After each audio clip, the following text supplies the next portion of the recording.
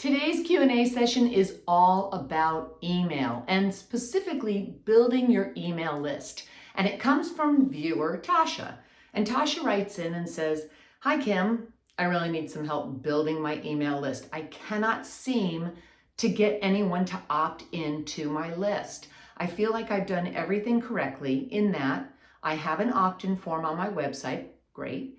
I have call to actions with an opt-in form at the end of my blog posts, great. I actually have a link in my social media profile that goes to the opt-in forms. So why is it that I'm not able to build my email list? I could really use some help with this." Okay. Tasha, thanks so much for writing in that question. Building your email list is crucial, obviously, to the success of your business because you have to have prospects and you have to have your pipeline constantly filled with prospects. That's just sales. So getting your email list is going to be imperative to the growth of your business. And it sounds like you're doing everything correctly. You do have the opt-in forms, as you said. You have call to actions, which is where we're asking somebody really we're giving them a directive to put in their email in order to get whatever it is, our lead magnet is, that item that we're giving in exchange for their email, right? The item of value that we're giving. And you even got a link on your social media, as you said. So without really knowing fully all about your business and about your client and such, I would say let's take a look at a couple of things here first. One, are you really tapping into your ideal audience? Do you really know who your ideal audience is and what it is that they might be searching for online? You probably know what you can help them with, but have you been able to convey that in such a way and to the audience that really wants it? Because without that, you are going to have a hard time building your email list, even if you have all the nuts and bolts in place, if you have the opt-in form, if you've got a call to action, etc. You'll have to take a look first at how clear you are on your niche. Do you really know who they are and what it is that they want? And think in terms of an individual rather than like this broad picture of people, because if you can really get specific with the individual as if it's yourself, you put yourself in their shoes, what is it that that person is looking for online? If they do a search on Google, what are they looking for answers to? What's the kind of help that they might be wanting resolution with?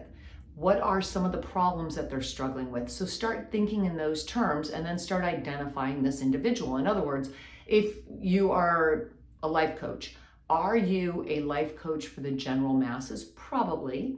You can probably help quite a few people. But if you're really wanting to grow that email list, you have to get very specific and narrow down. So let's take a look at one specific area within your coaching practice that you can help, because we're going to start small and then grow out from there. So maybe you specialize in relationships, or maybe it is working with newly married couples. Maybe it's working with empty nesters or people that are just now starting a family. And how do they keep that spark alive in the relationship when they now have a young child in the mix as well? So think in terms of how specific and how narrow you can get, not only with your audience, but with the messaging to that audience as well. That's going to be key to getting people to opt into whatever it is you have a value to offer. The other aspect of this is, are you actually getting enough eyes on your content, on your website, on your social media posts? Again, part of that is going to be determined by who you're actually speaking to and the messaging that you have. But the other aspect is, if your messaging is dialed in, are you showing up? Are you being visible? It's one thing to put an opt-in form on your website. It's another thing to write a blog and have a call to action. But if you're not sharing it, if you're not getting it out there, in a sense, networking. You network online, you network offline. No different. You just, the process is a little bit different, obviously, and the platform's different, but you still have to network. You still have to show up. So how visible are you? Are you posting content where your clients hang out? If they're on LinkedIn, are you showing up on LinkedIn? And do you know where your clients hang out? That comes back to truly understanding your niche and understanding what it is that they're searching for. So are they on Instagram? Are they on Facebook? Are they on TikTok? Are they on LinkedIn? Which is it? I would figure out exactly what platform they're spending their time on, their social media platform, that is, and I would really focus on one social media platform first and build that out as much as you possibly can.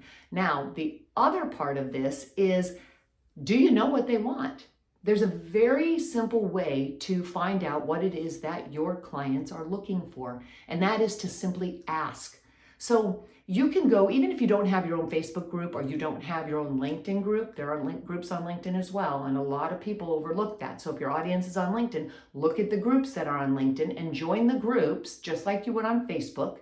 Join those groups where your ideal client is hanging out. So you don't have to have your own group. If you haven't built your own group or started your own group and built a community, go into other groups where your ideal client is hanging out, LinkedIn or Facebook.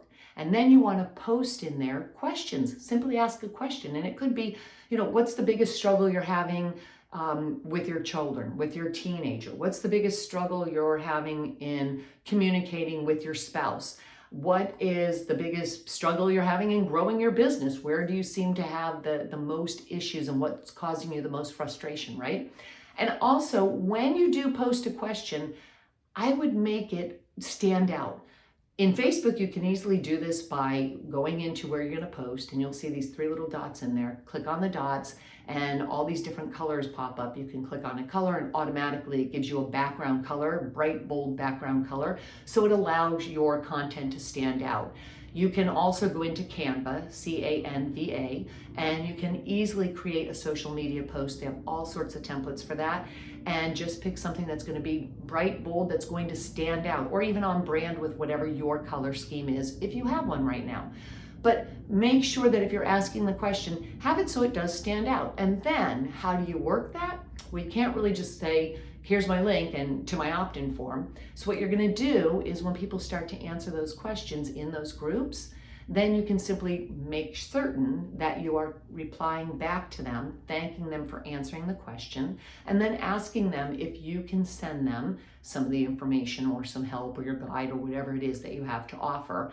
And you would do that via your DMs, right? Your direct messaging, because that way you can then send a link. You don't want to send a link in groups. Most groups frown upon that, especially if it's not your own group. So you would do that by replying to everybody that's answering your questions, and then you would connect with them and start building that engagement. Send them the link to your opt-in, and that way you can start to build your email list.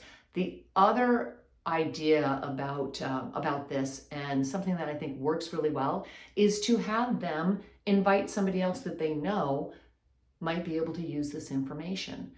It's always good to ask for referrals or to give the information out to more people, just simply by asking them to either share the link with somebody they know it could benefit, or referring you to somebody else that you think that they think it might benefit as well. So don't forget to ask about the referral as well. So I hope that helps you, Tasha. Again, building the email list, you've got a lot of the nuts and bolts, the practical steps in place, but you have to really understand your niche, your ideal client, your messaging around that it's going to speak to what it is that they're looking for.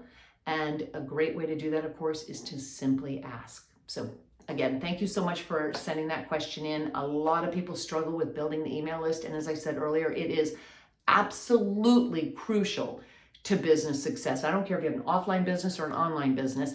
Every business struggles with continuing to fill their pipeline, get prospects and fill their pipeline. So you have to address it up front, daily actually, look at it and see what can you do to actually show up, be visible, and market. It's all about self-promotion, right? So getting your information out there by being visible. All right, thank you so much. If you have a question, you can send it to Kim at Kim Kelly Thompson, and in the Q&A or in the subject line, just make sure that you put Q&A Day. All right, thanks so much, and I will be back next time on Q&A Day.